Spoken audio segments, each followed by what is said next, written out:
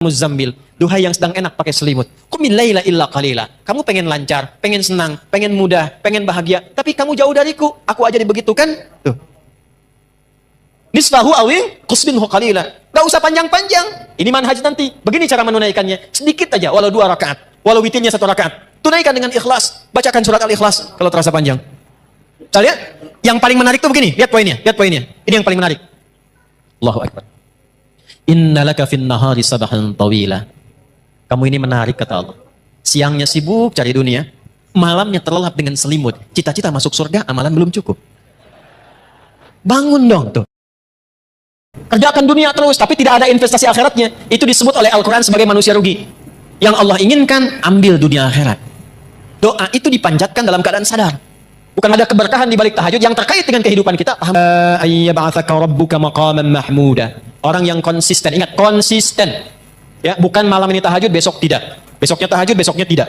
Kenapa? Allah akan angkat derajatnya kalau di dunia itu karirnya atau pekerjaannya, kalau di akhirat itu tingkatan surganya. Maqaman mahmuda, di tempat terbaik yang orang pun semua memahami dia memang layak. Tunaikan tahajud, minta sama Allah dalam sujud. Wasabbihu lailan tawila. Sujud tasbih, minta yang panjang supaya kurikulum yang disusun ini dimudahkan oleh Allah dengan 4 sifat ini. Kepada seluruh yang membersamai kajian ini di malam hari ini, juga saya lihat ada teman-teman dari Polri tadi lantas yang telah menata. Semoga semua sehat dan baik insyaallah. Malam ini waktu kita sangat terbatas, karena itu materi malam ini akan sangat padat. Mohon disiapkan kondisi kita untuk belajar. Dan materi ini akan menjadi penting dan jarang kita kaji mengenai kegiatan harian Nabi Muhammad sallallahu alaihi wasallam. Bagaimana kegiatan harian Nabi? Apa yang dikerjakan oleh beliau sallallahu alaihi wasallam dari bangun tidur sampai tidur lagi? Itulah yang menjadi topik inti bahasan kita yang kita kenal dengan kajian As-Sunnah An-Nabawiyah. Napak tilas kehidupan Nabi sallallahu alaihi wasallam. Di pertemuan yang lampau kita telah belajar tentang cara bangun tidur Nabi SAW. Dan kita telah keluarkan juga hadisnya, khususnya yang disampaikan oleh sahabat junior Abdullah bin Abbas radhiyallahu ta'ala anhuma, yang dikutip keterangan ini oleh Imam Abu Daud dalam kitab sunannya nomor hadis 1367. Kita telah bahas dan perkirakan kurang lebih kalau dikonversi jam berapa Nabi Muhammad SAW bangun kalau tengah malam. Karena Nabi sallallahu alaihi wasallam idza istayqadha min naumihi, adalah kebiasaan Nabi sallallahu alaihi wasallam jika bangun dari tidur di malam harinya. Pas tengah malam, kadang kata beliau lebih sedikit atau kurang sedikit. Jadi kalau kita ambil di pertemuan lalu patokannya kurang lebih lah kalau kekinian di 1:30 jam 2 seperti itu. Standarnya demikian. Lebih sedikit berarti ke jam 3, kurang sedikit ke jam 1 kurang lebih. Nanti kita akan lihat rahasianya. Apa kaitan dengan waktu bangun ini? Nah, salah satunya sebelum kita teruskan, saya mengingatkan supaya kita tidak lupa pembahasan yang lalu. Ingat, mengikuti sunnah Nabi itu manfaatnya 3. 1, ketika kita ikuti sunnah Nabi Muhammad SAW dengan diniatkan mengerjakan itu bukan sekedar beraktivitas, tapi diniatkan mengikuti Nabi. Seketika dituliskan langsung pahala. Jadi punya nilai akhirat. Begitu kemudian kita niatkan, saya bangun tidurnya ingin mengikuti petunjuk Rasulullah. Jadi begitu bangun diikuti, dituliskan pahalanya. Di mana bangun tidur ada yang punya pahala? Pahala itu singkatnya bekal akhirat. Jadi kan pindah tempat beda bekal ya. Ini gambaran gampangnya. Tadi siang saya sampaikan di Metro. Kalau kita sekarang berada di Lampung, di Indonesia, mau ke Amerika, hukum di Amerika dengan di Indonesia sama tidak? Tidak. Kemudian ada yang berangkat umrah ke Saudi.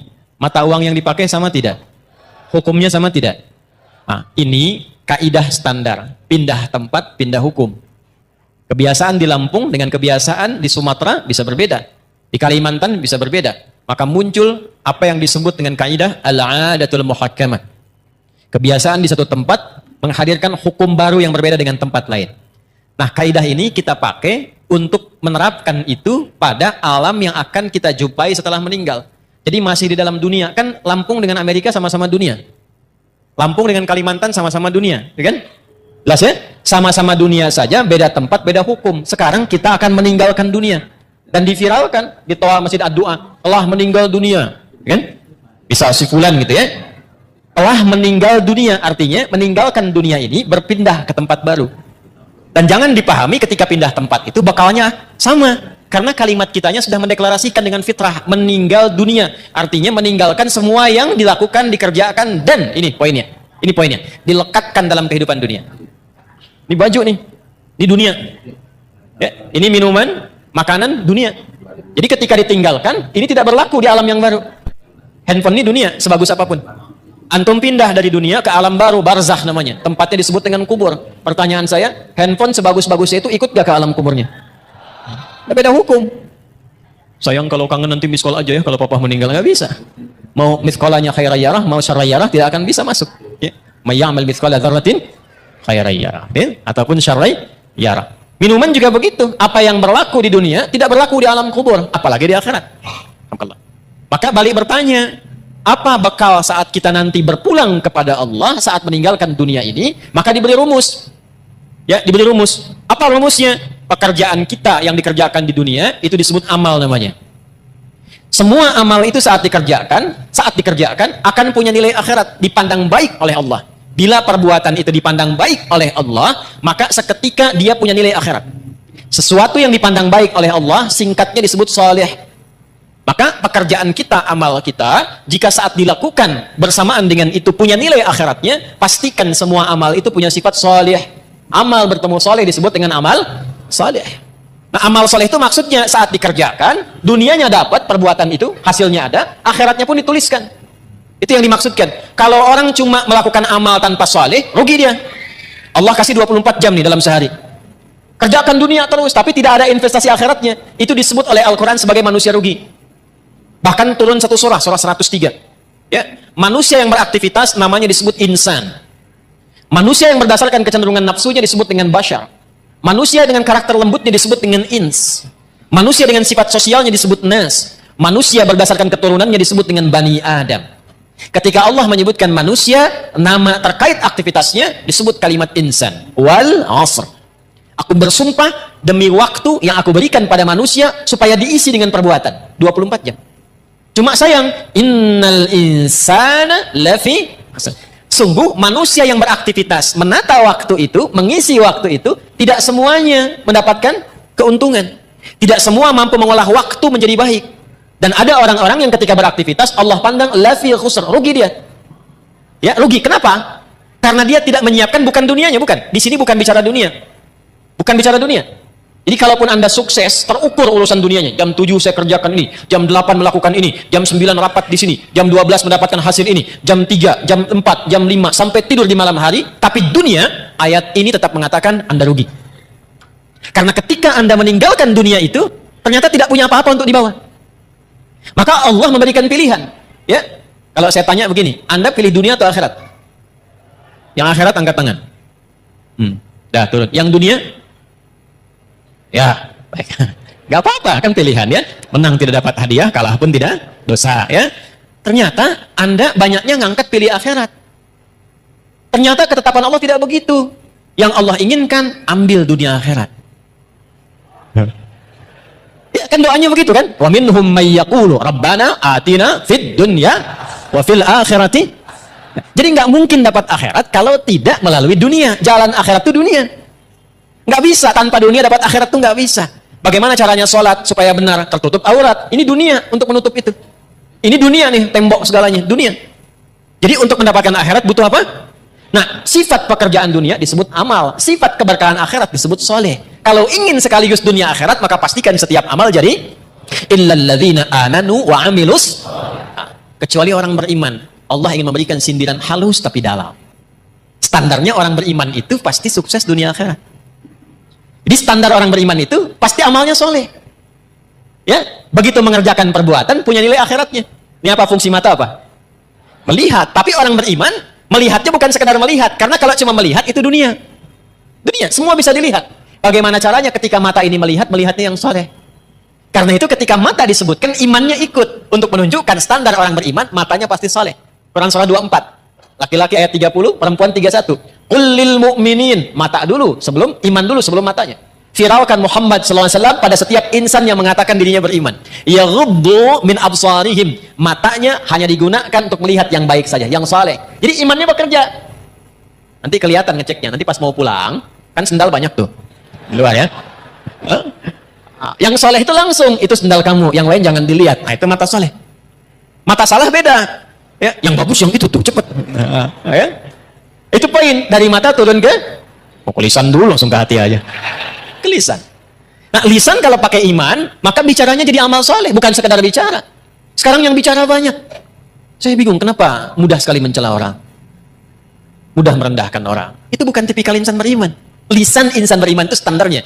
Imannya dulu, baru lisannya. Quran surah 49 ayat 11. Ya ayyuhalladzina amanu. Iman dulu sebelum lisan. La yaskhar qaumin qaum. Standar lisan orang beriman tidak mudah mencela. La yaghtab ba'dukum ba'dha, tidak bikin hoax. Tidak mudah menggibah. Tidak mudah membicarakan keburukan orang lain. Saya tidak begitu, Ustaz. Bagus, tidak seperti orang itu tuh, orang itu mah. Nah, itu lisan beriman. Itu standar, teman-teman, standar. Jadi kalau ada kehilangan itu sekarang, mengaku beriman mudah menjatuhkan orang dengan lisan, mudah mencela, berarti ada masalah dalam imannya. Di bawah standar itu. Ya, sebentar. Ya, betul. Tuh kan, bayi juga protes tuh. Nah, sekarang untuk mengembalikan itu dari ujung kepala sampai ujung kaki supaya benar jadi amal saleh, lisan ini ketika bicara baik, itu bukan sekedar dapat keberkahan dunia, tuliskan pahala akhirat. Ya, pahala akhiratnya dapatkan.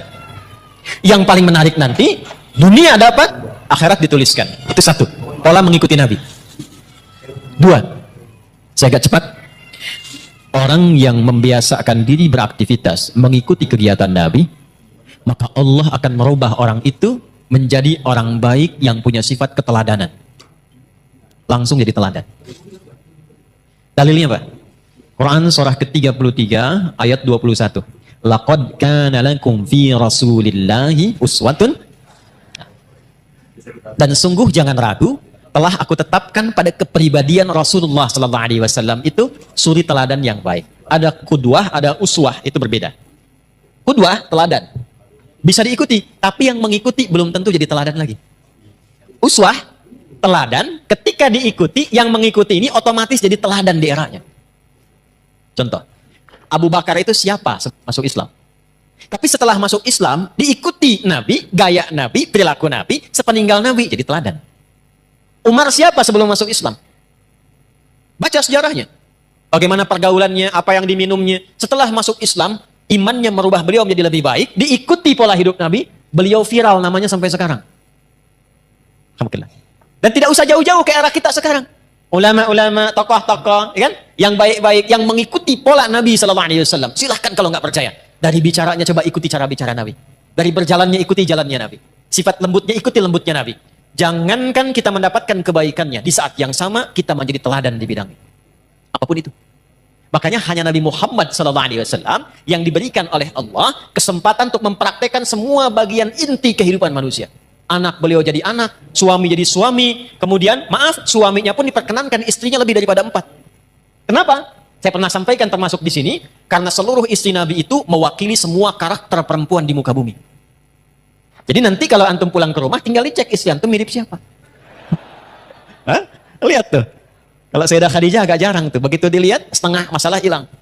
Ya, Sayyidah Khadijah, dengar kata-katanya, masalah hilang betulan. Antum lihat istri, tambah masalah, repot. Ya. Maka berlatih. Jadi ayah, figur. Jadi kakek, figur. Jadi pemimpin, figur. Pedagang, figur. Perawat yatim, figur. Jadi tetangga, figur. Tetangga Nabi. Sekarang tetangga masa gitu. Ya. Dulu semua jadi contoh. Nah ini poin. Yang telah kepada orang itu. Turun cinta Allah. Ini yang mahal. Jadi antara amalan yang cepat mendapatkan cinta Allah itu salah satu amalan yang intinya mencoba meneladani keutamaan Rasulullah SAW. Itu begitu dikerjakan, walaupun mungkin awalannya sederhana, tapi kita sedang mencoba mendapatkan cinta Allah Subhanahu Wa Taala. Apa dalilnya? Quran surah ketiga Ali Imran di ayat ke-31. Qul in kuntum tuhibbunallaha fattabi'uni yuhibbukumullah. Katakan Muhammad, viralkan kepada umatmu, siapa yang serius mencintai Allah, buktikan cintanya dengan mengikuti petunjuk Nabi Muhammad SAW. Ikuti kebiasaannya. Bukan hanya sholatnya, awas. Sholatnya seperti sholat Nabi, bagus. Akhlaknya kayak Nabi nggak? Jangan sampai sholatnya ritual diikuti, tapi hikmah sholatnya nggak dipraktekkan. Inna sholata tanha anil fakhsya. Katanya sholatnya pakai dalil, tapi lisannya fakhsya, manfaat sholatnya nggak ada. Tangannya mungkar, manfaat sholatnya nggak ada. Itu poinnya. Jadi semua aspek bagian kehidupan kita ketika diikutkan mengikuti Nabi, bukan hanya sholatnya, tidurnya, jalannya, berpakaiannya, bahkan mau masuk toiletnya, keluar toiletnya, saat yang sama Allah menurunkan cintanya. Kalau sudah cinta Allah diturunkan, maka semua akses dibuka, semua salah ditutup. Dosa diampuni. Wa yaghfir lakum dzunubakum. Diampuni dosa itu artinya dijaga hidup kita dari perbuatan-perbuatan salah, apapun pekerjaan kita selama hidup. Jelas sampai sini? Paham? Nah, pertemuan lalu kita sudah belajar tentang cara bangun tidurnya Nabi SAW. Maksud saya, evaluasi dulu sebelum kita melanjutkan pada pembahasan berikutnya. Sampai detik ini Anda datang di tempat ini, berapa dari bagian yang sudah saya jelaskan yang sudah kita amalkan? Ya, karena Nabi SAW, saya bacakan lagi hadisnya. Adalah kebiasaan Nabi SAW. Idza staiqadha min naumihi, kalau beliau bangun dari tidurnya, fajalasa, maka beliau duduk terlebih dahulu. Ya, secara medis ini bagus, sesuai. Jadi jangan langsung bangun, langsung lari ke kamar mandi, sempoyongan jatuh antum. Ya, duduk dulu tenang. Tapi niatkan bukan sekedar duduk, bukan karena medis mengatakan itu baik, bukan. Karena Nabi ngasih contoh. Itu poinnya. Kemudian, bamasaha biyadihi min athari naumi. Dia gunakan bagian tangannya yang bersih untuk menghilangkan bekas ngantuknya. Jadi walaupun bangunnya setengah dua, duduk dulu. Kan dalam duduk itu yang tenang kadang-kadang kan masih begini, ya. Apa bahasa Jepangnya? Nundutan, gitu ya. Ya, kadang kan masih begini kan, begitu sadar udah jam 2. Dan itu belum sadar penuh. Jadi bukan langsung baca doa. Doa itu dipanjatkan dalam keadaan sadar. Bukan masih ngantuk. Maka sunnah yang kedua, hilangkan dulu bekas ngantuknya dengan tangan yang diduga bersih. Jelas? Baru setelah itu, faqara'a khawatima Ali Imran, membacakan 11 ayat terakhir surah Ali Imran. Ya, baca di situ, dibacakan dengan lisan, difahami dengan pikiran, diniatkan dengan hati untuk mengamalkan. Kita sudah bahas di pertemuan lalu, intinya menyusun kurikulum hidup di hari itu, dunia sampai akhiratnya. Kan spiritnya begitu ya? Bagi yang baru bergabung, lihat lagi episode yang sebelumnya. Jadi nggak ada orang Islam bangun tidur yang nggak punya agenda, nggak ada begitu. Standar orang Islam itu bangun sudah punya agenda, hari itu mau ngapain? Bangun tidur apa yang mau saya kerjakan? Jam 5 apa yang saya lakukan? Nanti subuh jamaah di mana? Zuhur jamaah di mana? Asar jamaah di mana? Meeting jam berapa? Bagaimana ngatur cara rapat itu yang tidak bertabrakan dengan waktu sholat? Bagaimana ngatur pekerjaan yang nanti dalam saat yang bersamaan masih bisa murajaah? Misal, diatur. Orang Islam itu begitu. Makanya dibikin formatnya dengan nama-nama waktu sholat. Begitu bangun ketemu subuh. Setelah itu kan dari kata asbah yang sudah siap dengan rencana. Was-subhi idza tanaffas. Quran surah 81 ayat 18. Dan aku bersumpah demi waktu subuh kalau sudah tiba bersamaan dengan nafas yang keluar yang baru itu, agenda kita sudah tersusun. Cek di pertengahan siang, siang itu nahar, tapi zuhur. Zuhur itu dari kata idhar, jelas terang. Sudah jelas belum hasilnya? Jadi ibadah enggak? Atau cuma dunia saja? Evaluasi lagi. Kalau masih ada yang sulit, datang ke masjid, sholat, minta kemudahan. Kalau cuma dunia, tobat, datang ke masjid, dapatkan cinta Allah. Maka muncullah kemudian asar. Ingatkan, jangan sampai rugi. Karena sebentar lagi juga, kalau bukan meninggalkan dunia duluan, dunia meninggalkan kita. Maka diperlihatkan maghrib. Lihat ke alam tuh. Alam saja tidak selamanya terang. Pasti akan gelap. Lalu ujungnya adalah isya. Dari kata asya, pencarian ma'isya, sibuk. Kalau turun ke kasrah, isya, sesibuk-sibuknya, pasti akan selesai juga.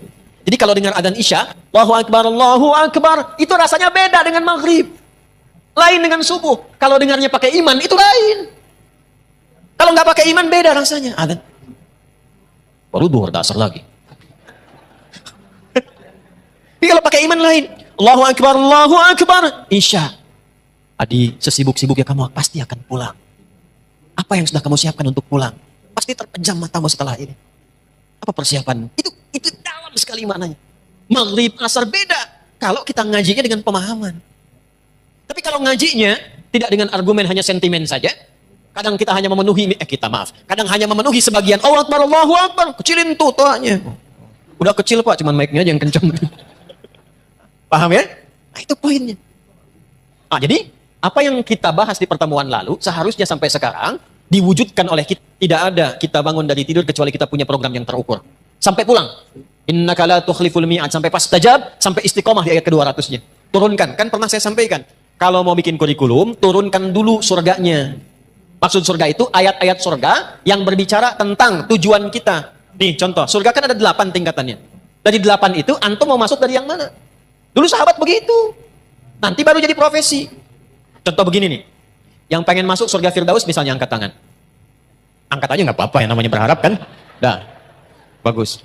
Dah. Nah, ngangkatnya begini aja, nggak usah begini, nggak usah. Gini. Udah. Awas, jangan bawa-bawa politik ke sini. Kita lagi ngaji, ya. Keluar. Nggak boleh. Gini. Dan yang pengen masuk surga Aden siapa? Baik. Pertanyaan saya bukan itu. Tahu nggak kurikulumnya apa?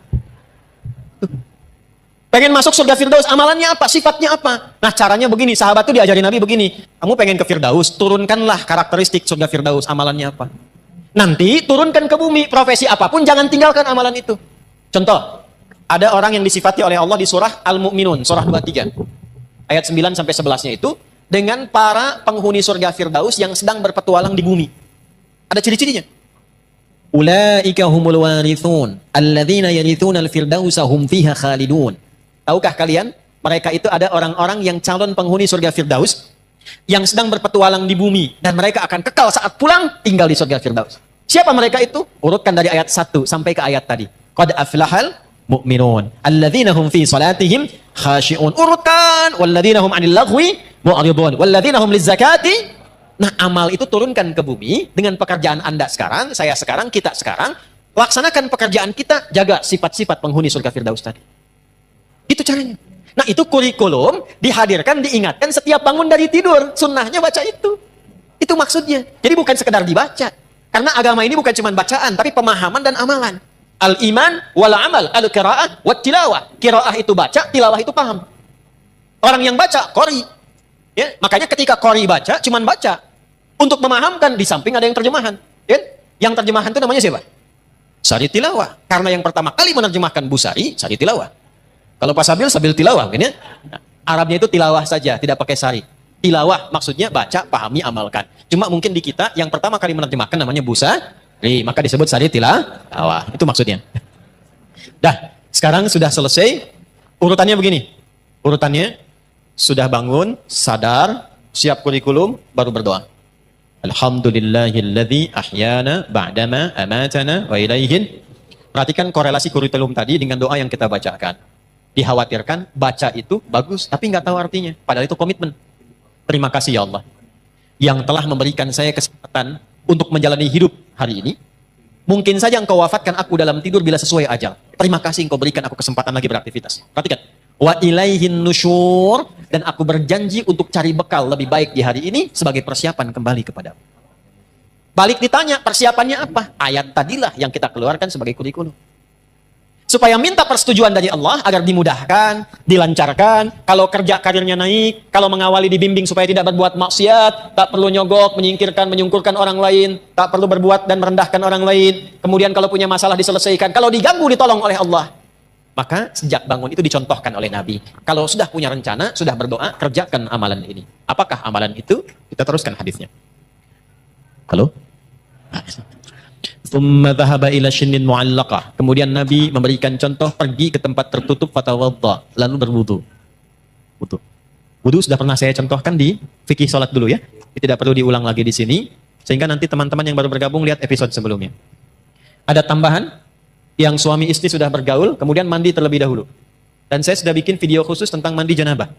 Ya, bahkan saya praktekkan masih pakai baju tuh bersih dengan air itu ya. Silahkan dicek, itu sudah saya tunjukkan. Sekarang amalan apa setelah wudhu itu? Yang saat kita mengamalkannya, dibawalah kurikulum tadi, dimintakan kepada Allah kemudahan dan segalanya. Yang hebat, saat itu dikerjakan, langsung Allah jamin 4 hal yang tidak diberikan kepada orang bahkan muslim, bahkan orang beriman, mengerjakan sholat 5 kali dalam sehari, menunaikan zakat, mengerjakan umrah, melakukan haji, rajin puasa, tapi tidak mengerjakan amalan ini, tidak mendapatkan 4 keutamaan ini. 4 keutamaan itulah didapatkan di Quran dulu, dalilnya pakai Quran dulu. Quran surah ke-17 Al-Isra di ayat 79 sampai dengan ayat 80-nya. Saya bacakan cepat. Wa minal laili fatahajjad bih nafilatan laka. 1. Asa an yab'atsaka rabbuka maqaman mahmuda. 2. Wa qur rabbi adkhilni mudkhala sidq. 3. Wa akhrijni mukhraja sidq. 4. Waj'alni min ladunka sultanan nasira. Lihat kaitannya dengan kurikulum tadi. Saya agak cepat menguraikannya begini ya. Sebentar. Waktu kita terbatas, tolong fokus dengan baik ya. Belakang kelihatan ini? Ah ya, kelihatan. Belum saya tulis udah kelihatan. Imannya kuat banget belakang tuh. Nah, ini saya urutkan ya, diagramnya begini. Bangun. Bangun tidur. Siapa yang bilang itu? Mau tidur, tidur lagi. Mau tidur doa. Kan sudah Nabi ini. Bangun tidur. Ya. Duduk. Hilangkan bekas ngantuk. Hilangkan bekas kantuk. Kemudian setelah itu siapkan kurikulum. Ini dibaca tuh begini. Ada di ilmu psikologi, kalau kita ingin menguatkan diri itu, katakan dengan lisan kita. Katakan, supaya makin kuat. Itu ilmunya dipakai diantaranya oleh Korea untuk menyusul Jepang. Di Korea itu anak-anak kecil dulu yang dari TK-TK itu, kalau mau masuk sekolah atau bikin sesuatu, dia katakan harus lebih dari Jepang, harus lebih dari Jepang. Jadi Jepang misalnya bikin Honda, dia bikin Hyundai. Ya Hyundai saya tahu bahasanya, dibacanya Hyundai. Ya, apa saja Jepang masuk Piala Dunia, Korea mesti masuk. Ya, apa saja dibuat. Nah itu dikatakan Jepang lebih dulu. Masih ingat gak waktu dulu 97 tuh ada acara namanya Benteng Takeshi, ya kan? Begitu mau nembak katakan kamu bisa, nah kan? Ya kan? Semusim dengan Dragon Ball itu kan? Ya, Susuke Watanabe dulu yang nulis Dragon Ball itu. Kenapa jadi ke situ ya? Nah ini bacakan, katakan Quran surah 3 ayat 190 sampai 200. Tapi saat dibaca itu kita sudah siapkan pekerjaan kita kan beda-beda. Tapi sifatnya sudah diturunkan. Setelah itu baru doa. Alhamdulillahilladzi ahyana ba'dama amatana wa ilaihin. Nah, setelah berdoa dan mengatakan wa ilaihin nusyur, barulah adabnya dicontohkan oleh Nabi. Bawa kurikulum ini, bersihkan diri dulu, wudu dengan baik, tunaikanlah kemudian amalan yang disebut dengan tahajud. Ya. Di tahajud ini bukan amal biasa. Ini penting. Ini rahasia di antara kita ya. Kita aja nih malam ini. Shh. Tahajud itu amal yang tidak pernah ditinggalkan Nabi, bahkan dalam sakit dan misi militernya. Nabi dikonfirmasi oleh Sayyidah Aisyah radhiyallahu taala anha, dalam sakit pun itu masih memaksakan tahajud walaupun sampai duduk. Bengkak kaki masih tahajud. Kesaksian beberapa sahabat menjelang misi militer karena diserang harus bertahan. Maka yang terjadi apa? Semua bersiap, berbaris, ada yang lihat, semua tidur kecuali Nabi di bawah pohon, masih tahajud. Masih tahajud. Ulama kemudian meriset, dicari, apa sebetulnya pentingnya tahajud ini, sampai Nabi itu ngasih contoh, sampai nanti ada komen dari sahabat-sahabat terdekat Nabi, bahasa kitanya begini, kalau kita masih mampu, jangan tinggallah kemudian, apa keistimewaan tahajud ini, pentingnya apa? Di Islam itu runtut semuanya. Saya langsung cepat dulu. Orang-orang yang datang membawa kurikulum hidup. Lalu dia menunaikan malamnya tahajud. Ingat, saya belum bicara fikih ya. Kalau fikih itu cuma membahas tentang sholatnya saja. Enggak terkait dengan ini pun Anda sholat, sah sholatnya. Tapi kalau kita menginginkan hikmah, ada keberkahan di balik tahajud yang terkait dengan kehidupan kita, pahami ininya dulu. Kalau ngajinya nggak begini, nggak masuk. Jelas ya? 1. Asa ayyab'atsaka rabbuka maqaman mahmuda. Orang yang konsisten, ingat konsisten. Ya, bukan malam ini tahajud, besok tidak. Besoknya tahajud, besoknya tidak. Kenapa kamu begitu? Saya melihat ada puasa Daud, mungkin ada tahajud Daud juga gitu kan? Itu tidak demikian. Dia jaga tiap malam, maka 1, Allah akan angkat derajatnya. Kalau di dunia itu karirnya atau pekerjaannya, kalau di akhirat itu tingkatan surganya. Maqaman mahmuda, di tempat terbaik yang orang pun semua memahami dia memang layak. Contoh, karir. Ada orang pengen dapat jabatan nyogok? Ada yang menyuap? Ada nggak orang sudah dapat jabatan tapi orang lain nyoal? Dia nggak layak di situ, ada? Amalan ini membimbing pelakunya, apapun pekerjaannya, diangkat oleh Allah ke tempat tertinggi dan orang semua paham, pantas memang dia ada di situ. 1. Jelas? Dan 2, ini yang menarik.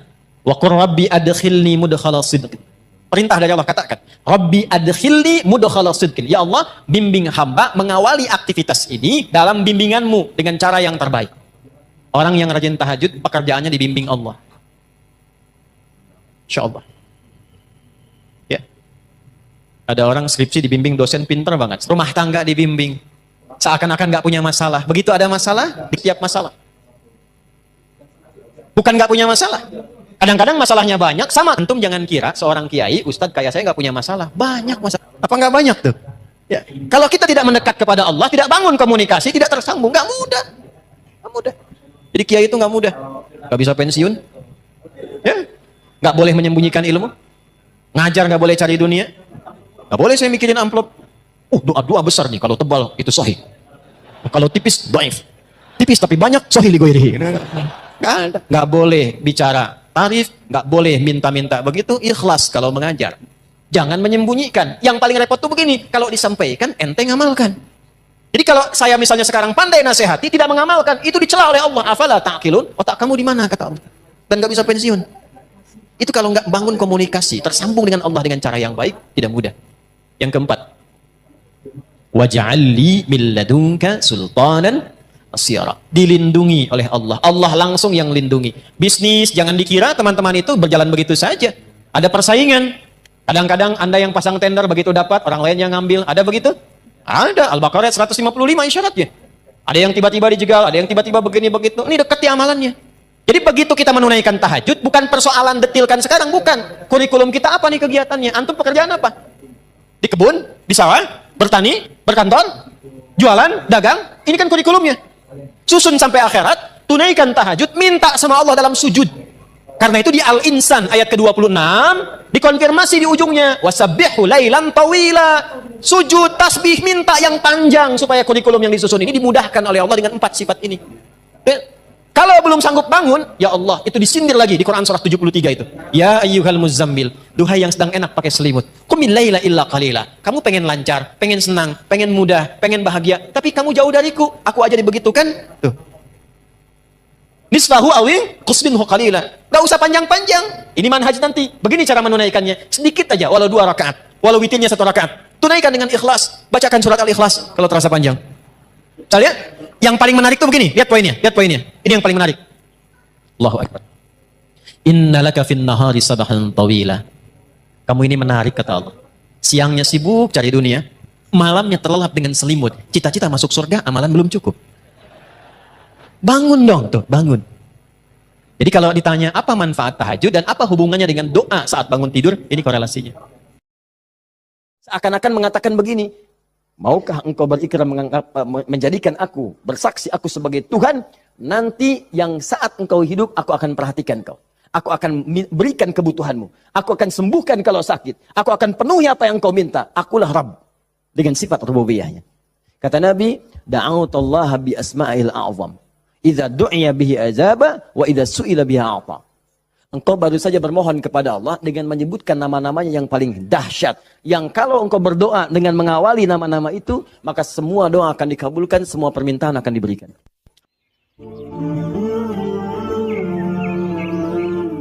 Quran surah keempat ayat 103. Allahu Akbar. Ini dasarnya. فَإِذَا قَضَيْتُمُ الصَّلَاةَ Quran surah 4 An-Nisa ayat 103. Paling kanan, agak sedikit ke tengah. فَإِذَا قَضَيْتُمُ الصَّلَاةَ فَاذْكُرُوا اللَّهَ Ya, maka jika anda telah tuntas mengerjakan salat, telah selesai salatnya, فَاذْكُرُوا اللَّهَ segeralah berzikir kepada Allah subhanahu wa ta'ala. Jadi sunnah amalan pasca salat, zikir. Ya, mengerjakan semua aktivitas yang mengingatkan kita dengan Allah subhanahu wa ta'ala. Zikir. Ragamnya sudah kita bahas. Ya.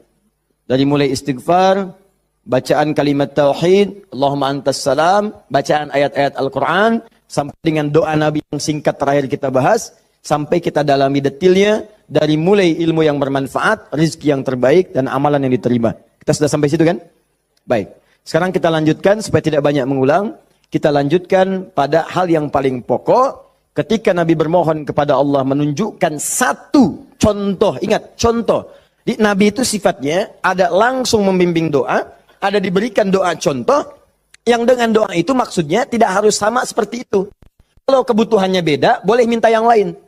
Tapi akan lebih bagus baca dulu standar doanya, baru tambahkan minta kepada lain-lainnya. Misal, kita turunkan misalnya. Kalau Anda punya kebutuhan pasca salat, ingin berdoa, boleh. Apa dalilnya? Di Ibnu Majah itu, nomor hadis 925. Nabi berikan doa standar. Allahumma inni as'aluka ilman nafi'a wa rizqan thayyiba wa amalan mutaqabbala. Minta ilmu, awas, yang bermanfaat. Minta rizki yang berkah dan mohon diterima amalannya. Ilmu bermanfaat, rizki berkah, diterima amalan. Tiba-tiba Anda punya permintaan spesifik misalnya. Ustaz, saya seorang ibu, sekarang sedang mengandung, pengen kandungannya itu Ustaz diberkahi oleh Allah. Pengen lahirannya lancar, pengen normal, pengen baik. Apa doanya? Apakah boleh berdoa setelah itu? Boleh. Karena tadi doa yang disampaikan itu standar dari Nabi yang pokok, yang memberikan contoh. Maksudnya silahkan berdoa, apa saja minta. Kalau nggak kepikiran doa, minta doa dengan yang standar ini. Itu maksudnya. Dia tidak harus terbatas dengan doa itu, tapi jadikan sebagai patokan doa, setelah itu minta yang lain-lainnya. Paham? Baik. Nah sekarang saya ingin ajarkan, ada isyarat dalam Al-Quran, bagaimana supaya doa kita mau minta apapun selama baik menurut Allah itu akan cepat dikabulkan. Seperti apa mintanya? Yuk, saya turunkan dulu satu. Kita pelajari dasarnya dulu ya. Quran surah ke-7 ayat 23, dasarnya dulu. Nanti baru masuk kepada doanya. 2 Quran surah ke-28 misal ayat ke-16. 3 kita ambil misalnya Quran surah puncaknya langsung 39 ayat 53. Lalu masuk kepada doa-doanya misal.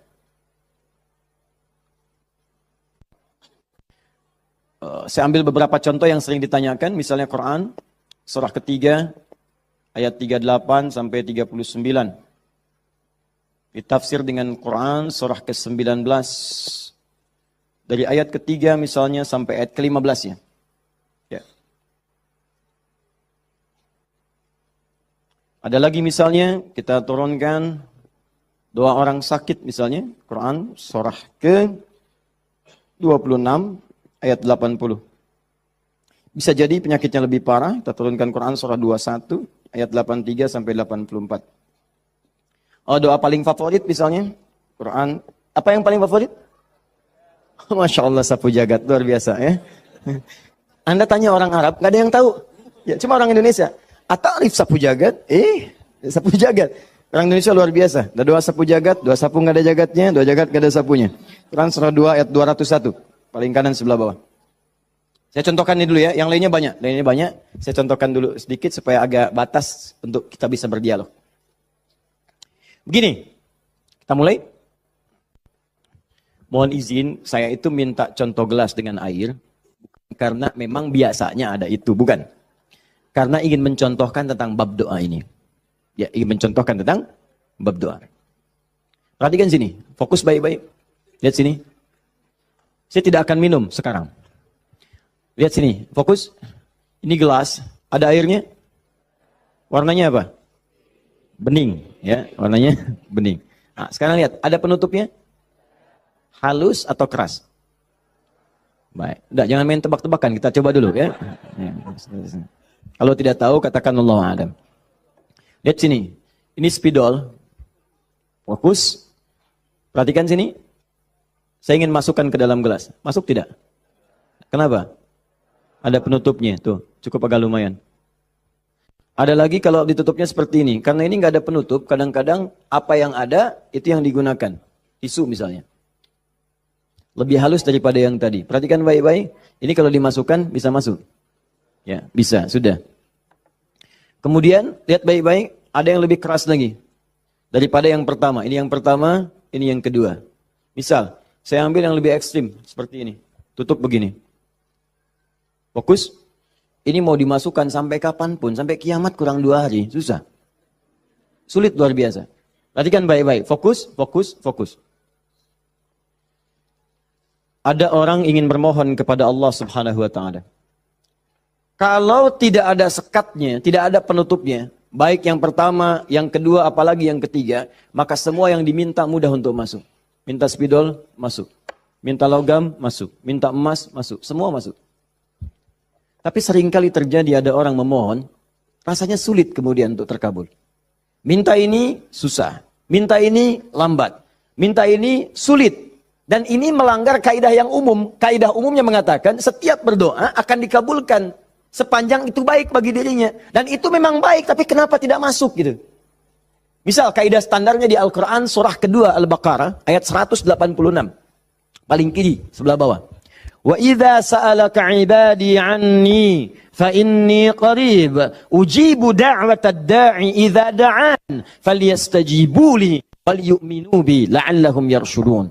Kata Allah, Muhammad sallallahu alaihi wasallam, sampaikan kepada umatmu, jika kalian nanti ingin mencari Allah, kamu ditanya, ada yang ingin mencariku, mencari Allah, katakan padanya, enggak usah dicari, saya dekat. Itu memberi harapan. Saya sering sampaikan makna kalimat ini. Anda cari, tanya panitia, mana ustadznya? Dijawab, ustadznya belum ada berita. Dengan yang kedua, jangan khawatir Pak, sudah dekat. Mana yang paling menenangkan? Sudah dekat. Sudah dekat. Nah, ketika ada yang bertanya pada Muhammad, saya ingin mendekat kepada Allah. Jawab, usah repot, Allah dekat. Silahkan kau mendekat kepada Allah, dan Allah akan dekat dengan kita, silahkan. Psikologis memberikan harapan. Dan umumnya, orang yang mendekat kepada Allah, umumnya itu punya dua kepentingan. Kalau bukan bertobat dari maksiat, yang kedua punya permohonan ingin disampaikan. Makanya sebelum diungkapkan itu dijawab oleh Allah. Saya tahu paling hambaku kalau mau datang mau minta. Silakan cek. Besok mau ujian, malam tahajud. Padahal kemarin enggak. Ya. Besok lamar pekerjaan, malamnya istighfar. Kemarin kemana aja John? Ya. Selalu seperti itu. Minta. Kata Allah. Lihat kalimatnya. Ujibu da'watad da'i idza da'an. Kapanpun hambaku minta, aku akan kabulkan. Jadi rumus doa itu kalau diminta, dikabulkan. Jadi nggak ada doa yang tidak dijawab sepanjang yang diminta itu baik. Sepanjang yang diminta itu maslahat. 3 sifat jawabannya. Diberikan seketika, jadi begitu dia meminta, seketika dikabulkan. Kalau dia membutuhkannya. Allahumma ya Rabb, Allahumma ya Rabb, Allahumma ya Rabb. Saya ingin berdakwah ya Allah dengan teknologi. Saya ingin niatkan ya Allah masuk ke ITB supaya dengan ilmu itu saya bisa mengembangkan teknologi untuk mendekatkan orang kepadamu. Minta dia malamnya, luluskan saya ya Allah. Besoknya keluar, lulus. Kalau benar maslahatnya. Ada yang kedua. Ditunda itu sampai dia sanggup untuk menerimanya sebagai amanah kehidupannya. Tidak seketika dijawab, tapi nanti ketika dia sanggup baru diberikan. Karena kalau Allah berikan dalam hal tidak sanggup, tidak adil Allah. Karena Allah tidak memberikan ujian pada yang tidak sanggup. La yukallifullahu nafsan illa usaha. Jadi sekali lagi sering saya katakan, kalau Anda sedang diuji, jangan mengeluh. Karena Anda pun dipercaya oleh Allah. Allah yakin dengan Anda, kenapa Anda ragu?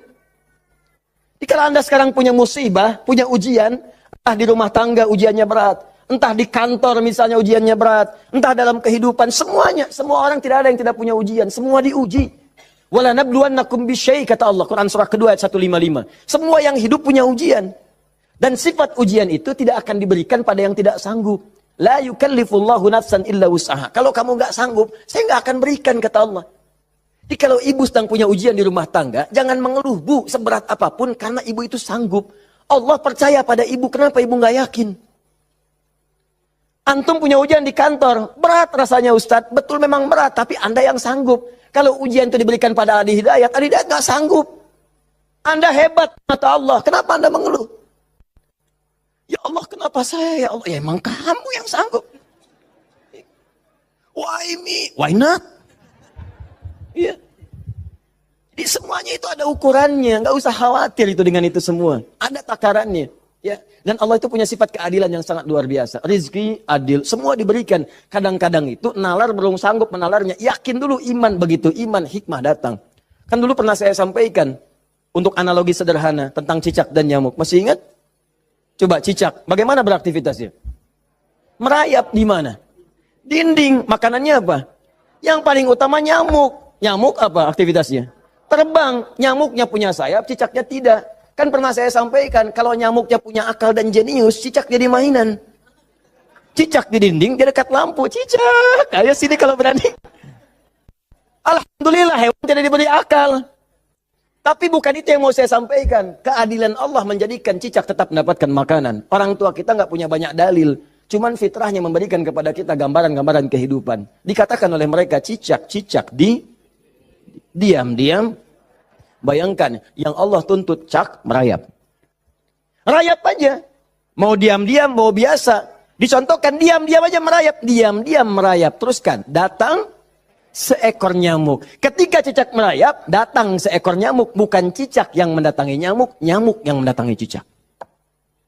Siapa yang memberikan dorongan nyamuk datang ke cicak? Allah. Jadi kalau dia mengerjakan ikhtiar dari Allah, maka datanglah hasilnya. Cicak, kamu merayap aja. Begitu merayap, datang seekor nyamuk. Selanjutnya, silahkan. Ya. Tangkap, selesai. Itu poin yang pertama. Jadi saya ingin berikan gambaran dalam kehidupan ada unsur keadilan yang diberikan oleh Allah Subhanahu wa taala. Jadi yang pertama tadi langsung diberikan, yang kedua ditunda dia saat sanggup menerimanya. Kalau nggak sanggup, nggak akan dikasih. Anda punya anak 5 tahun, ya, pengen minta hadiah pada Anda. Bobo, motor. Pengen minta motor. Anak 5 tahun pengen minta motor beneran, dibelikan nggak? Ya, Anda memang mampu. Tapi pada saat itu nanti nak ya, Bapak belikan motor yang hebat. Sekarang motor yang ini dulu, motor-motoran. Setelah itu dia siap 2 tahun, 3 tahun, 4 tahun, 10 tahun ke depan diberikanlah motor itu. Apa karena Anda tak mampu memberi? Tidak, karena dia belum siap. Anda minta sekarang, tiba-tiba 10 tahun kemudian Anda dapatkan. Cuman saat dapat Anda nggak sadar kalau itu tuh hasil doa Anda yang dulu. Itu. Kadang-kadang demikian. Anda pengen jadi dokter. Ujungnya kan dokter, masuknya pengen ke UI. Tiba-tiba keterimanya di Undip misalnya. Tapi kan jadi dokter juga. Anda pengen proyek yang besar. Dikerjakan sekarang. Nggak dapat. Doa belum terkabulkan. Tiba-tiba 10 tahun kemudian. Dapat proyek yang besar. Yang nilainya ternyata diakumulasikan 10 tahun ke belakang. Itu doa Anda. Kalau pengen bukti lebih dalam. Betapa banyak orang tua yang berdoa sejak anaknya masih dalam kandungan. Pengen ini, pengen itu. Dikabulkan setelah anaknya 20 tahun dia keluar dari kandungannya. Itu kan hasilnya. Makanya ketika anak sukses, kata Al-Quran surah ke-46 ayat ke-15, ada isyarat di sana. Kalau Anda sukses, jangan menilai dulu kesuksesan itu adalah hak Anda, kewajiban Anda, atau atas jasa Anda. Barangkali Anda cuma 30%, 70%-nya ibu yang dulu pernah menangis di keheningan malam. Ya Allah, jadikan anak saya seorang insinyur, ya Allah. Ya Allah, jadikan anak saya, ya Allah, orang yang saleh. Ya Allah, jadikan anak saya si fulan. Bapak Anda yang dulu cuma makan singkong, datangnya ke sawah, kemudian kerjakan segala rupa, ya Allah. Jadikan anak saya lebih hebat dibandingkan saya. Puluhan tahun yang lalu mereka bermohon kepada Allah, doanya terkabul puluhan tahun kemudian.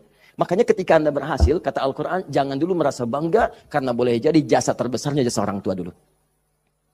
Makanya Ismail, perhatikan baik-baik. Ismail yang mendapatkan air zam-zamnya.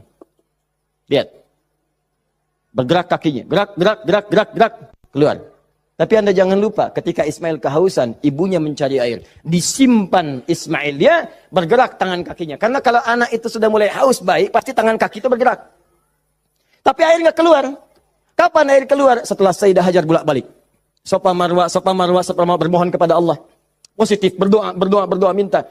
Ketika kemudian bagian yang terakhir ketujuh itu berada kemudian di Marwah, tiba-tiba mendengar satu percikan air keluar. Kapan air keluar? Karena jejak kaki Ismail yang menendang kemudian ke arah pasir itu, malaikat mengepakkan sayapnya. Keluarlah. Kata ibunya, zam. Zam itu artinya kumpul jangan berhenti. Kumpul jangan berhenti.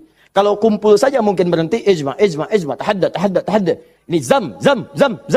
Kumpul jangan berhenti. Sampai sekarang air itu selalu berkumpul, tidak pernah berhenti. Dikenallah dengan air zam-zam. Orang kebanyakan cuma minum zam-zamnya, tapi tidak pernah mendalami kisahnya. Di situ ada bakti orang tua, di situ ada sayang kepada ibu, di situ ada cinta kepada orang tua, dan sangat luar biasa. Poin ketiga, kadang-kadang meminta sesuatu yang A diberikan B oleh Allah. Karena boleh jadi, maaf yang dimintakan itu tidak ada maslahat untuk kita. Dalilnya Quran surah kedua ayat 216, paling kiri sebelah atas. Kutiba alaikumul qitalu wa huwa kurhul lakum. Diwajibkan bagi kalian berjihad, berperang dalam konteks perang, medan perang. Tapi ada juga konteks umum dengan rumus tafsir al-ibratu bi umumil lafzi la bi khususis sababi. Kalau ada lafaz dalam Al-Qur'an jangan dikhususkan pada sebabnya, sepanjang konteksnya umum. Perang terbesar, perang melawan perasaan kita. Perang melawan hawa nafsu. Perang melawan negative thinking, kadang-kadang negatif kepada Allah. Kenapa saya ya Allah? Kenapa ini enggak berakhir ya Allah? Kata Allah, "Hei, asa an takrahu syai'an fa huwa khairul lakum." Boleh jadi kamu enggak suka, tapi ini yang terbaik buat kamu. Kamu kan enggak tahu kapan wafat. Bukankah kalau saya belum kabulkan, kamu rajin tahajud? Kamu rajin puasa? Kamu rajin baca Al-Quran? Kamu kemana aja selama ini? Mau wafat, masih sibuk dunia. Saya pengen yang terbaik untukmu sampai pulang ke akhirat. Dipaksa untuk mendapatkan itu. Kadang-kadang kamu pengen yang ini dunia, ini nggak bagus. Kamu pengen direktur, kamu maksiat banyak nanti di sana. Cukup level manager saja. Wa asa an tuhibbu syai'an fa huwa syarrul lakum. Kadang-kadang yang ideal yang dipengenkan itu enggak bagus kata Allah. Kenapa? Wallahu ya'lamu wa antum la ta'lamun. Karena Allah tahu masa depan engkau tidak. Anda punya anak 5 tahun sakit, dia kata dokter jangan makan apel. Jeruk boleh enggak dok? Boleh. Maka anak itu merengek, mama, pengen apel. Kata mama, jangan nak, gak bagus. Apel, dibelikanlah jeruk. Ini kan jeruk mama, bukan nak, ini jeruk rasa apel. Paham? Nah, jadi ini yang pertama, sifat doa itu kalau diminta pasti dikabulkan. Tapi ada segelintir orang yang ketika memohon, ternyata tidak mendapatkan bagian itu. Apa persoalannya? Perhatikan, hadisnya sahih. Sampai Al-Imam An-Nawawi mencantumkan ini dalam salah satu hadis di Al-Arba'innya. Thumma dzakara rajulan. Awas, hati-hati. Yutilus safara. Thumma dzakara rajula. Yutilus safara. Ash'atha aghbara. Lalu Nabi mengisahkan tentang seorang lelaki yang menempuh perjalanan panjang sampai tampilannya penuh debu. Ya, bahasa Inggrisnya kurang lebih the kill of the kumel. Ya. Jadi udah banyak debu lah ya dalam dirinya. Awas ya, yamuddu yadaihi ila sama, lalu mengangkat tangannya ke langit, ngangkat tangan. Nanti saya ajarkan fikih mengangkat tangan ya. Fa yaqulu ya Rab, dan dia berkata ya Rab. Fokus sebentar. Orang ini kisahnya itu punya permohonan yang sangat berat ingin disampaikan. Penting permohonannya. Sangat pengen dijawab. Lalu dia melihat cara doa cepat dikabulkan. Di antaranya ada tiga. Satu, doa dalam perjalanan. Perjalanannya perjalanan pada ketaatan, bukan maksiat. Awas hati-hati, bukan perjalanan maksiat. Dan bukan jalan-jalan biasa. Awas hati-hati. Kau mau kemana? Mau ke Hawaii? Titip doa ya. Doa orang safar kan dijawab. Tuh yang umrah, yang haji, gitu kan? Ya, itu yang dimintakan. Mohon, minta. Tapi kalau yang perjalanan maksiat tidak. Bro, mau kemana? Las Vegas. Titip doa ya. Itu belum dimohon dan ditolak. Ya, belum dimohon. Jadi, satu, menempuh perjalanan panjang. Kedua, orang yang mengangkat tangan. Jadi usahakan nanti saat berdoa itu biarkan mengangkat tangan. Nanti ada fikihnya. Ada yang cuma satu jari misalnya, ya saat khutbah Jumat khatib ada. Ya, ada yang kemudian mengangkat tangannya, ada yang rendah, ada yang tinggi, ada yang posisi begini ada saat istisqa. Yang standar itu angkat kedua tangannya, ya sejajar dengan dadanya di sini, sejajar. Sini ya. Dan nggak usah malu. Allah itu kan tidak akan malu untuk memberi. Justru Allah itu dalam hadis sahih. Allah akan merasa malu, di sini bahasa kiasan, majas maksudnya. Membiarkan seseorang yang mengangkat tangannya, kemudian dalam keadaan hampa, artinya tidak menjawab doanya. Dia ada seorang bertanya kepada Rasulullah, ya Rasulullah, bagaimana seorang berdoa mengangkat tangannya? Kemudian Nabi mengatakan, bagaimana menurutmu kalau ada seseorang meminta kepadamu menengadahkan tangannya begini? Ustaz, tolong Ustaz. Di depannya langsung begini. Dua-duanya begini. Kata orang ini, saya malu kalau nggak ngasih. Maka kata Nabi, Allah lebih merasa malu. Karena Allah itu sifatnya lebih dalam dibandingkan dengan hamba. Rahmannya, rahimnya, pemberinya, wahabnya. Kata Nabi, Allah lebih merasa malu ketika membiarkan seorang mengangkat tangan memohon dan meninggalkan dalam keadaan hampa. Ya, jadi Anda mengangkat, itu biasanya sejajar dengan dada di sini yang standar. Kalau saya biasanya mendekatkan seperti ini. Dan menggabungkan di antara jemari di garis-garis yang ada ini. Kan garis kita itu kan ada garis kan, kanan kiri. Ya, biasanya kalau saya mendekatkan begitu, kemudian menyatukan dan meluruskan. Lalu bermohon kepada Allah. Ya, nanti ada lagi fikih yang lain menghadap kiblat dalam keadaan berwudu ada, tapi poinnya mengangkat tangan. Ya, standarnya mengangkat sejajar dada. Boleh seperti ini renggang boleh. Mau dirapatkan seperti tadi boleh. Ya, saya memilih untuk yang merapatkan. Ya, silahkan bebas. Yang penting di sini ada dalil mengangkat tangan boleh saat berdoa. Baik, 2, 3 memohon didahului dengan al-asmaul husna. Memohon didahului dengan al-asmaul husna. Masih ingat yang pertama tadi apa? Safar, perjalanan jauh. Kedua, mengangkat tangan. Ketiga, dibuka atau didahului dengan al-asma'ul husna. Ya, awas fokus. Dalilnya apa? Langsung dari Al-Quran dan sunnahnya. Di Al-Quran misalnya, Quran surah ke-17. Sudah? Dari ayat 110-nya. Ketika Allah sampaikan, Qul id'ullaha awid'ur rahman. Ayyamma tad'u falahul asma'ul husna. Ada? Paling kanan, agak sedikit ke tengah. Qulidullaha. Hei, kalau kamu punya kebutuhan, panggil Allah. Panggil Allah. Bukan panggil dukun, bukan panggil paranormal, bukan panggil yang macam-macam. Panggil Allah, minta. Karena Allah sudah janji. Allah sudah berjanji dalam kandungan kita. Di Quran surah ke-7 ayat 172. Wa idh akhadha rabbuka min bani adama min zuhurihim dzurriyyatahum wa ashhadahum ala anfusihim. Awas, alastu bi rabbikum? Qalu bala syahidna. Ketika Allah mengambil perjanjian pada setiap anak cucu Adam. Awas hati-hati, sejak dalam masa kandungan. Ditafsir di Al-Arba'in, di hadis Nabi riwayat Abu Abdurrahman Abdullah bin Mas'ud radhiyallahu ta'ala anhu. Awas, nomor 4 posisinya di Al-Arba'in. Paling kiri sebelah atas. Disampaikan, inna ahadakum yujma'u fi batni ummi, kata Nabi, arba'ina yawman nutfah, thumma yakunu alaqah, thumma yakunu mithla dhalika mudhighah, thumma yursalu ilaihil malak. Awas, fayanfukhu fihi ruh, wa yaktubu bi arba'in, wa yu'maru bi katbi arba'in. Ya bi katbi rizqihi wa ajalihi as'idun huwa am syaqiyun. Awas hati-hati, dalam usia 4 bulan ditiupkan nafasnya, awas masuk ruhnya, ditiupkan ruh, bernafas dia, ditetapkanlah 4 hal, terjadilah perjanjian pada saat itu. Perjanjian pertama, alastu bi rabbikum, apakah engkau berikrar mau menjadikan aku sebagai Rabb? Siap? Apa? Kenapa menyebut Rabb? Padahal Allah bisa mengatakan begini, alastu ilahakum, alastu rahmanakum, tapi Allah mengatakan alastu bi rabbikum, bukankah aku Rabbmu? Rabb tidak disebutkan kecuali mengandung sifat rububiyah. Rububiyah itu perawatan, pengawasan, perhatian. Sifatnya yang paling pendek disebut dengan murabbi. Karena itu guru orang tua disebut murabbi. Karena orang tua memperhatikan, orang tua merawat. Kalau tanpa batas, perawatannya cepat, perhatiannya dalam, hilangkan kalimat mimnya. Muncullah kalimat Rabbnya. Maka Allah disebut dengan Rabbun. Kalau kita meminta, Allah lebih cepat pemberiannya dibandingkan dengan hamba. Dan tidak ada batas. Rabbun, Rabbun, Rabbun. Makanya setiap kita minta, disebutkanlah kalimat Rabb itu. Silakan cek, setiap permintaan ada kalimat Rabbnya. Rabbana atina fid dunya hasanah, wa fil akhirati hasanah, wa qina adzabannar. Rabbana zalamna anfusana, rabbighfirli wa liwalidayya. La yukallifullahu nafsan illa laha ma wa 'alaiha mak. Rabbana la tu'akhidna in nasina aw akhtana. Jadi kenapa disebutkan kata Rabb itu memberikan isyarat, seakan-akan mengatakan begini, maukah engkau berikrar menjadikan aku, bersaksi aku sebagai Tuhan, nanti yang saat engkau hidup aku akan perhatikan kau. Aku akan berikan kebutuhanmu. Aku akan sembuhkan kalau sakit. Aku akan penuhi apa yang engkau minta. Akulah Rabb. Dengan sifat rububiyahnya. Makanya setiap Anda minta Rabb, Rabb, Rabb, Rabb, Rabb, Rabb. Jelas? Saya kembalikan. Ketika Anda memohon kepada Allah, dahulukan dengan al-asmaul husna. Qul ud'ullah, panggil Allah, minta. Kalau ada masalah minta, ya Allah, maaf ya, bukan bikin status. Bukan bikin status. Diuji dengan musibah yang dibikin status. Aku tidak menduga akan seperti ini.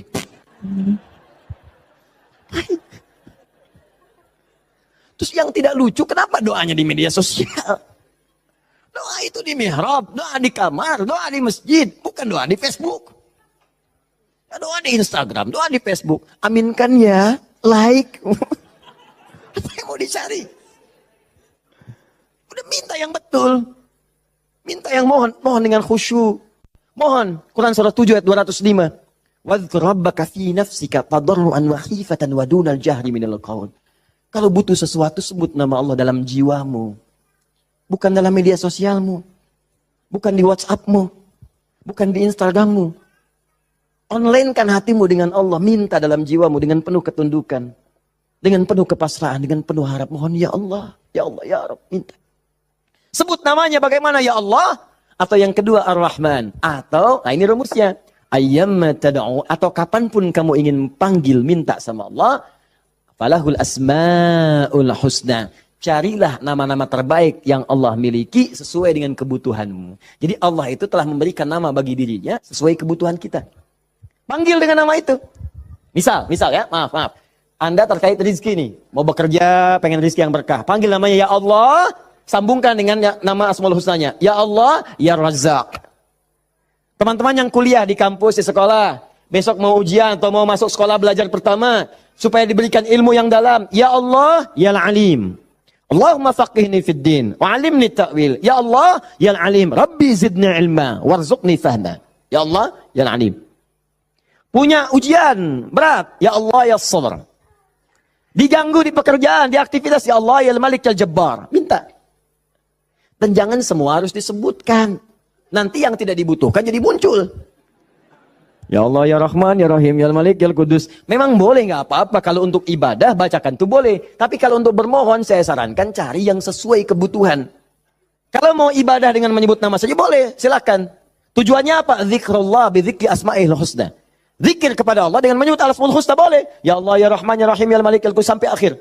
Saya dulu ujian pertama kali masuk Jurusan akidah, begitu masuk pertama kali, soal ujian di akidah itu cuma 3. Tapi setiap akan menjawab 3 itu, selalu harus dituliskan Al-Asma'ul Husna dari awal sampai akhir, dengan hadisnya plus tafsirnya. Baru boleh jawab soal. Betul. Itu ujian saya dulu begitu. 3 soal Anda bayangkan. Setiap soal Al-Asma'ul Husna dulu. Tulis. Dengan dalilnya, hadisnya. Hadis itu dibagi 2. Hadis pokoknya, hadis klasifikasinya. Setelah itu tafsirnya, baru boleh jawab soal. Pertanyaannya mungkin gampang. Misalnya, berapakah rukun iman itu? Cuman sebelum dijawab, tulis dulu tadi itu. Ini spidol. Ini jari telunjuk saya. Habis ujian itu mirip nih, begini. Betul. Cuman saya nggak foto aja dulu itu. Ya. Saya pikir kenapa Ustadz saya begini ya.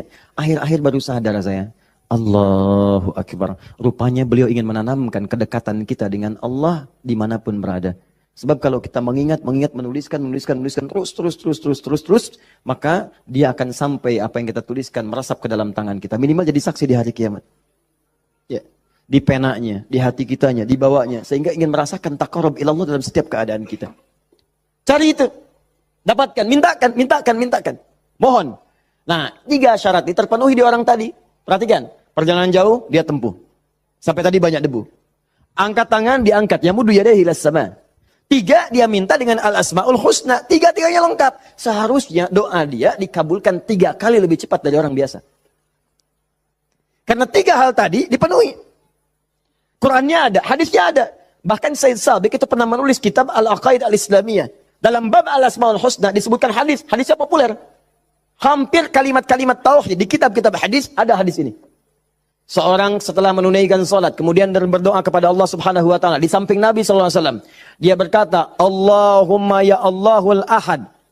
Ya Allahul Ahadus Samad, alladzi lam yalid wa lam yulad wa lam yakul lahu kufuwan ahad. Allahumma ighfirli." Dia sebelum mintanya Allahumma ighfirli, tapi sebelum minta didahului dengan Al-Asmaul Husna. Kata Nabi, "Atadri madza tad'u? Atadri madza da'ut?" Tahukah engkau bagaimana engkau baru saja berdoa? Allah wa Rasulullah alam, saya enggak tahu ya Rasulullah maksudnya apa. Kata Nabi, "Da'utallaha bi asma'il a'zam. Idza du'iya bihi azaba wa idza su'ila biha a'ta." Engkau baru saja bermohon kepada Allah dengan menyebutkan nama-namanya yang paling dahsyat. Yang kalau engkau berdoa dengan mengawali nama-nama itu, maka semua doa akan dikabulkan, semua permintaan akan diberikan. Hadis selesai. Orang ini melakukan ketiganya. Tapi apa jawab Nabi?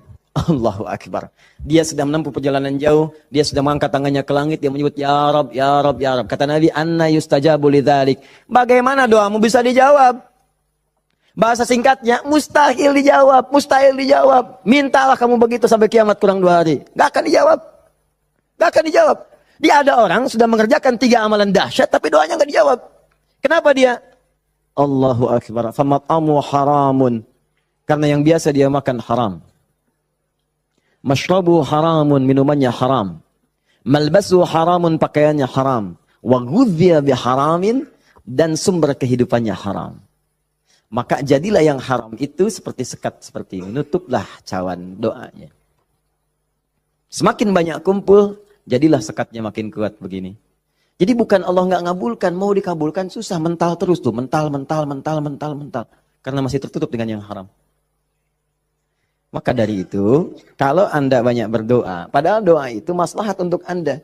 Secara umum seharusnya dikabulkan secara umum. Tapi tiba-tiba kok aneh gitu, enggak lagi. Coba lihat, mungkin ada sekat dalam diri Anda. Mungkin ada maksiat, ada yang haram pernah dikerjakan. Buka dulu, buka cawannya. Keluarkan yang haramnya. Buka. Bagaimana membuka itu? Inilah yang tadi kita contohkan dengan ayat-ayat tadi. Tidak ada manusia yang sempurna. Yang sempurna makhluk diciptakan. Makhluk yang sempurna itu cuma malaikat. Tidak ada manusia yang sempurna. Sepanjang kita manusia pasti pernah berbuat salah. Tapi mungkin kesalahan itu menjadi penutup dari keinginan yang ingin kita mohonkan kepada Allah. Kenal Nabi Adam?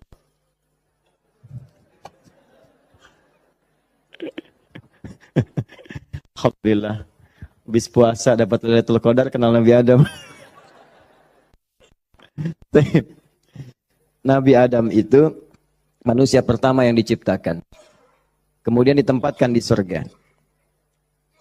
Surga miniatur, tugas pokoknya sebagai khalifah. Bukan surga yang akan kita tinggali nanti. Secara singkat, di surga itu diberikan dua sifatnya, baik sebagai nabi ataupun sebagai manusia. Untuk pelajaran bagi kita anak cucunya. Disebut Bani Adam, semua anak manusia yang lahir sampai dengan nanti kiamat menjelang, itu semua anak cucu Adam. Ingat ya, disebut Bani Adam. Bani itu anak cucu sampai habis, Bani anak cucu. Jadi semua berasal dari Adam. Jangan pernah dengarkan, jangan pernah mau menyimak kalau ada orang mengatakan manusia bukan berasal dari Adam. Kalau ada yang mengatakan manusia berasal dari monyet, nggak usah dengarkan. Bilang aja, kalau Anda berasal dari monyet, silakan. Jangan ngajak-ngajak saya. Ya, Bani Adam. Nah, ketika dimasukkan ke surga, maka nikmat surga itu kan diberikan. Jaminan kan, Nabi kan dijamin kan, Rasul dijamin kan, maka langsung dimasukkan. Tapi di situ dilatih sifat kemanusiaannya. Apa sifat kemanusiaannya? Quran surah kedua ayat 35. Wala taqraba hadhi syajarata fatakuna minadh zalimin. Awas. Wa qulna ya Adam uskun anta wa zawjukal jannah. Kami firmankan Adam, kamu dan pasanganmu, istrimu masuk ke dalam surga. Wa kula minha haitsu syi'tum ragadan haitsu syi'tum. Silakan nikmati semua kenikmatan di surga. Wala taqraba. Tapi jangan dekati ini. Jangan sentuh yang ini. Hadhi syajarata, pohon yang ini. Sentuh pun gak boleh, mendekat gak boleh. Awas. Jadi nanti ada yang dahsyat, larang. Perintahnya ada yang mendekat pun gak boleh. Apalagi dikerjakan. Zina, perintahnya wala taqrabu zina, jangan dekat-dekat. Jadi kalau ada perintah dalam Al-Quran jangan dekat-dekat, berarti dosanya gede, besar. Mendekat ya gak boleh. Kalau dikerjakan makin dahsyat dosanya. Makanya zina masuk ke dalam sab'ul mubiqat, 7 dosa besar. Dekat-dekat aja gak boleh. Nah, cuman psikologi masyarakat sekarang itu, kalau nggak boleh dekat-dekat, makin penasaran. Itu yang jadi masalah. Makanya di Quran itu seringkali tegas. Kerjakan jahanam, kerjakan neraka. Harus begitu. Karena ada orang itu kalau dilarang suka penasaran. Nih, lubang, jalan. Di lubang ini ada buaya, lompatnya tinggi. Ada tulisan di sini, hati-hati, dilarang nengok. Lewat. Apa sih ini? Penasaran. Oh, gitu. Jadi kalau masih begini, kadang pengen dilihat. Ganti kalimatnya. Nengok, wafat.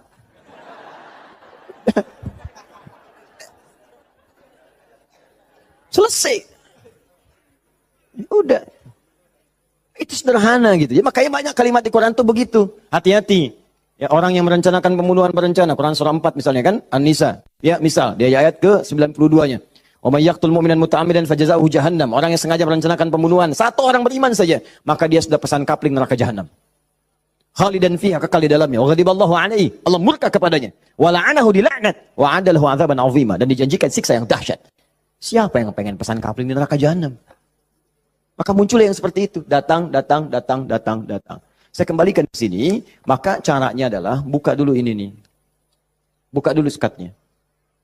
Tidak ada yang sempurna. Makanya Nabi Adam ketika kemudian ditempatkan di surga, surga ujian ya, bukan surga yang akan kita tempati.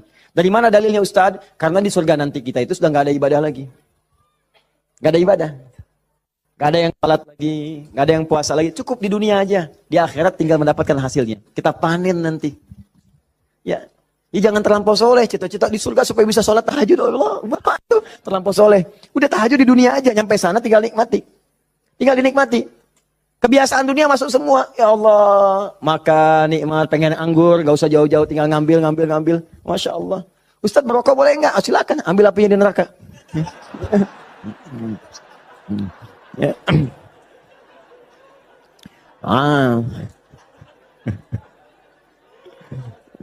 Dah.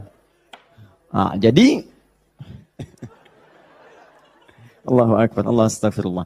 Jadi teman-teman sekalian, ke situ kemudian turun ke bumi, jadi ujian. Digodalah oleh setan. Waswasalahum syaitan, digoda oleh setan. Singkatnya ketika digoda itu, kemudian godaan itulah yang menjauhkan Nabi Adam dan pasangannya dengan Allah Subhanahu wa taala. Turunlah terpeleset turun ke bumi. Singkatnya jadi pelajaran itu. Perhatikan baik-baik. Ini yang mau saya sampaikan. Ketika Nabi Adam, padahal beliau nabi, sifat nabi itu maksum. Kenapa diperkenankan oleh Allah berbuat salah pada saat itu dengan sifat kemanusiaannya? Padahal beliau nabi. Awas hati-hati. Ternyata bukan karena sifat kenabiannya, tapi sebagai contoh bagi anak cucunya yang bukan nabi, yang tidak punya sifat maksum. Jadi kalau nggak diberikan contoh begitu, tidak ada jalan bagi kita bagaimana cara mengembalikannya. Makanya dibuat kisah dalam Al-Quran itu, disampaikan. Bukan dibuat kisah, kisahnya ada, disampaikan ke kita. Diberitakan.